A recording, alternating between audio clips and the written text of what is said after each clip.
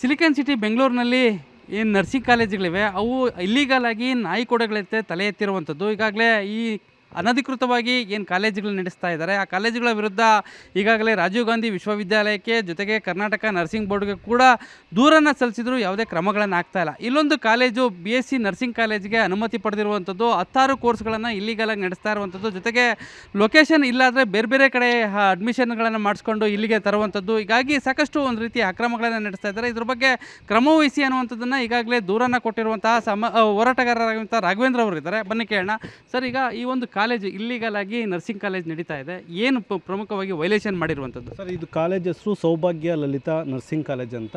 ಈ ಕಾಲೇಜವರು ಒಂದು ಟ್ರಸ್ಟ್ ಅವರು ಇವರಿಗೆ ಬಾಡಿಗೆ ಕೊಡ್ತಾರೆ, ಒಂದು ಸ್ವಲ್ಪ ದಿನ ಓಡಿಸ್ಕೊಂಡು ಹೋಗಿ ಅಂತ ಒಂದು ಪರ್ಟಿಕ್ಯುಲರ್ BSc ನರ್ಸಿಂಗ್ಗೆ ಕೊಡ್ತಾರೆ. ಬಟ್ ಇವ್ರು ಏನು ಮಾಡ್ತಾರೆ, ಓನರ್ ಗಮನಕ್ಕೆ ತರದಂಗೆ ಅನೇಕ ಲೈಸೆನ್ಸ್ಗಳನ್ನು ಮಾಡಿಸ್ಕೊಂಡ್ಬರ್ತಾರೆ. PBMSc ಮಾಡಿಸ್ತಾರೆ, ಡಿಪ್ಲೊಮಾ ಇನ್ ನರ್ಸಿಂಗ್ ಮಾಡಿಸ್ತಾರೆ.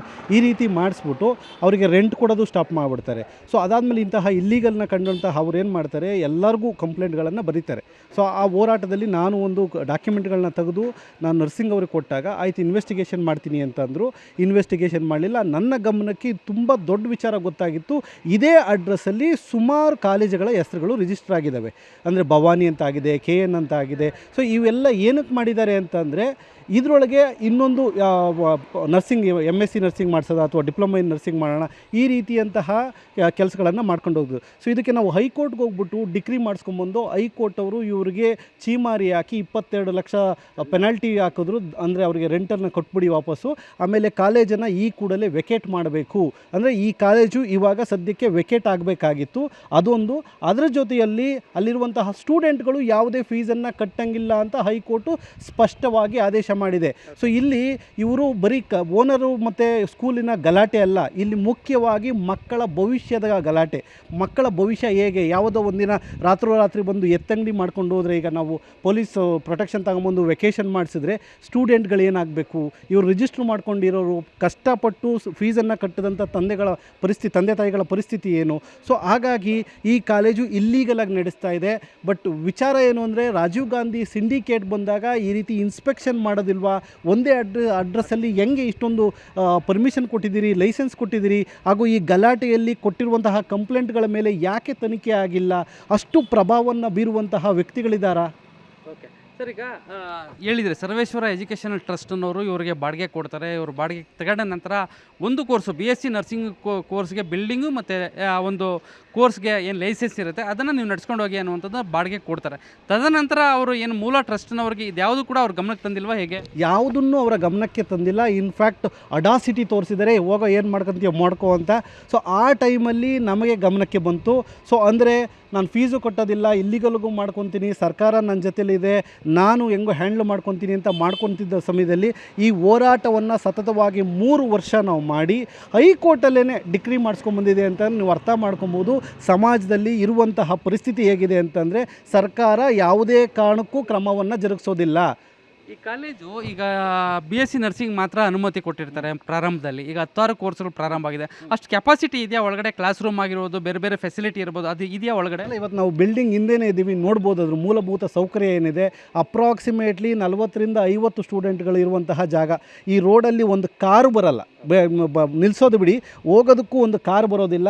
ಅಂಥ ಜಾಗದಲ್ಲಿ ಇವರು ಇಷ್ಟು ಕೆಪಾಸಿಟಿ ಇರುವಂತಹ ಎಜುಕೇಷನ್ನ ನಡೆಸ್ತಾ ಇದ್ದಾರೆ ಅಂದರೆ ಆಶ್ಚರ್ಯ. ಹಾಗೂ ದುರದೃಷ್ಟ ಏನು ಅಂತಂದರೆ, ನಮ್ಮ ಅಧಿಕಾರಿಗಳು ಇದನ್ನು ಗಮನಿಸಿದ್ದಾರೆ. ದಯಮಾಡಿ ಈ ವಿಡಿಯೋಸ್ನೆಲ್ಲ ಮಾಡಿ, ಈ ರೋಡ್ ಹೆಂಗಿದೆ, ಈ ಜಾಗ ಹೇಗಿದೆ, ಆ ಮೂಲಭೂತ ಸೌಕರ್ಯ ಹೆಂಗಿದೆ, ಗಾಳಿ ಬೆಳಕು ಏನೂ ಇಲ್ಲ. ಸೊ ನೀವು ಆ್ಯಕ್ಚುಲಿ ಒಳಗೆ ಹೋಗಿ ನೋಡ್ಬೋದು. ಇದು ಒಂಥರ ಯಾವುದೋ ಒಂದು ದನದ ಕೊಟ್ಟಿಗೆ ಥರ ರನ್ ಮಾಡ್ತಾ ಇದ್ದಾರೆ. ಅಸಹ್ಯಕರವಾಗಿ ಇಂತಹ ಎಜುಕೇಷನ್ ಸಿಸ್ಟಮ್ಮು ನಮ್ಮ ಸಮಾಜಕ್ಕೆ ಬೇಕಿದೆಯಾ? ಓಕೆ, ಈಗ ನೀವು ಕುಲಪತಿಗಳವ್ರಿಗೆ ರಾಜೀವ್ ಗಾಂಧಿ ಯೂನಿವರ್ಸಿಟಿಗೆ ದೂರನ ಕೊಟ್ಟಿದ್ರೆ ಅವ್ರ ಕಡೆಯಿಂದ ರೆಸ್ಪಾನ್ಸ್ ಹೇಗೆ ಬಂದಿದೆ? ಯಾಕೆ ಕ್ರಮ ಕೈಗೊಳ್ತಾ ಇಲ್ಲ? ಏನಾದರೂ ಪ್ರಶ್ನೆ ಮಾಡಿದ್ರೆ ಏನು ಸಮಾಚಾರ? ನೋಡಿ, 15th April 2026 ಕ್ಲಿಯರಾಗಿ ನಾವು ಕಂಪ್ಲೇಂಟ್ ಕೊಟ್ಟಿದ್ದೀವಿ. Representation to the principal secretary of medical education, nursing ಕೌನ್ಸಿಲಿಂಗಿಗೆ ಹಾಗೂ ಡೈರೆಕ್ಟರ್ಗೆ, ರಿಜಿಸ್ಟ್ರಾರ್ಗೆ, ಸೇಯಿಂಗ್ ದಟ್ ನೋಡಪ್ಪ, ಹೀಗೆ ಕೋರ್ಟಿಂದ ಸ್ಪಷ್ಟವಾದ ಆದೇಶ ಇದೆ. ಸೊ ದಯಮಾಡಿ ಇದನ್ನು ನಿಲ್ಲಿಸಿ ಹಾಗೂ ವೆಕೇಟ್ ಮಾಡಿಸಿ ಅಂತ. ಆದರೆ ಯಾವುದೇ ಕಾರಣಕ್ಕೂ ಅವ್ರು ತಲೆ ಕೆಡಿಸ್ಕೊಂಡಿಲ್ಲ. ಇದು ಕಂಟೆಂಪ್ಟ್ ಆಫ್ ಕೋರ್ಟ್. ಇದಕ್ಕೂ ಮತ್ತೆ ನಾವು ಅಪೀಲ್ ಹೋಗಬೇಕು ಅಂದರೆ ನಾವು ಎಂತಹ ಸಮಾಜದಲ್ಲಿ ಬದುಕ್ತಾ ಇದ್ದೀವಿ ನಾವು? ಈಗ ನೀವು ಪೇರೆಂಟ್ಸ್ಗೆ ಮತ್ತು ಮಕ್ಕಳಿಗೆ ಏನು ಹೇಳ್ತೀರಿ? ಈಗ ಯಾಕಂತಂದರೆ ಶೈಕ್ಷಣಿಕ ವರ್ಷ ಪ್ರಾರಂಭ ಆಗ್ತಾ ಇದೆ, ಈಗ ಕೋರ್ಸ್ಗಳು ಮತ್ತೆ ಬರ್ತಾ ಇದೆ, ಪ್ರಾರಂಭ ಆಗ್ತಾ ಇದೆ. ಪೇರೆಂಟ್ಸ್ಗೆ ಏನು ಹೇಳ್ತೀರಿ? ಸರ್, ನಾನು ಹೇಳೋದು ಒಂದೇ, ದಯಮಾಡಿ ಬಂದು ಪ್ರಶ್ನೆ ಮಾಡಿ. ಅಪ್ಪ ತೋರಿಸು ನಿನ್ನ ಲೈಸೆನ್ಸು, ನಿನ್ನ ಲೈಸೆನ್ಸು ಎಷ್ಟು ವರ್ಷ ಹಳೆಯದು, ಹಾಗೂ ಯಾವ ಯಾವ ಅಡ್ರೆಸ್ಸಲ್ಲಿ ಲೈಸೆನ್ಸ್ಗಳಿದ್ದಾವೆ. ಸೊ ಎಲ್ಲ ಬೇರೆ ಬೇರೆ ಏನು ಲೈಸೆನ್ಸ್ಗಳು ತಗೊತೀರಿ ಒಂದೇ ಅಡ್ರೆಸ್ಸಲ್ಲಿ ಹೆಂಗೆ ತಗೊತೀರಿ, ಈಗ ಇಲ್ಲಿ ಏನೇನು ಕೋರ್ಸ್ಗಳು ನಡೆಯುತ್ತೆ, ಇಲ್ಲಿ ಎಲ್ಲ ಕೋರ್ಸ್ಗಳನ್ನು ಒಂದೇ ಜಾಗದಲ್ಲಿ ಮಾಡೋಕ್ಕಾಗುತ್ತಾ ಅಂತ ಒಂದು ಕಾಮನ್ ಸೆನ್ಸನ್ನು ಪೇರೆಂಟ್ಸ್ಗಳು ಥಿಂಕ್ ಮಾಡಿದ್ರೆ ಖಂಡಿತವಾಗ್ಲೂ ಯಾರನ್ನೂ ಅಡ್ಮಿಷನ್ ಮಾಡ್ಕೊಳ್ಳಲ್ಲ. ಹಾಗೂ ಇಲ್ಲಿ ಮೂಲಭೂತ ಸೌಕರ್ಯಗಳ ಕೊರತೆ ಇದೆ. ಪೇರೆಂಟ್ಸ್ಗಳು ದಯಮಾಡಿ ಬಿಲ್ಡಿಂಗ್ನ ಸಂಪೂರ್ಣವಾಗಿ ಹೋಗಿ ವಿಸಿಟ್ ಮಾಡಿ ಅಡ್ಮಿಷನ್ ಮಾಡಿ. ಹಾಗೂ ಈಗ ಅಡ್ಮಿಷನ್ ಮಾಡೋ ಪ್ರಮೇಯನೇ ಬರೋದಿಲ್ಲ. ಹೈಕೋರ್ಟ್ ಸ್ಪಷ್ಟವಾಗಿ ಹೇಳಿದೆ ವೆಕೇಟ್ ದಿಸ್ ಪ್ರೆಮಿಸ್ ಅಂತ.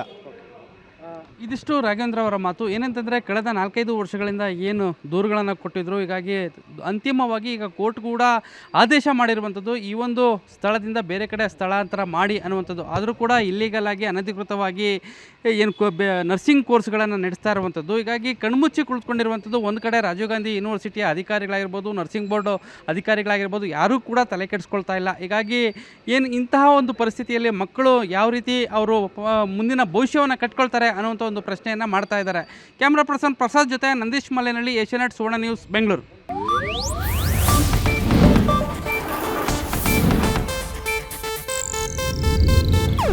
ಇದು ಏಷ್ಯಾನೆಟ್ ನ್ಯೂಸ್ ನೆಟ್ವರ್ಕ್ ಪ್ರಸ್ತುತಿ.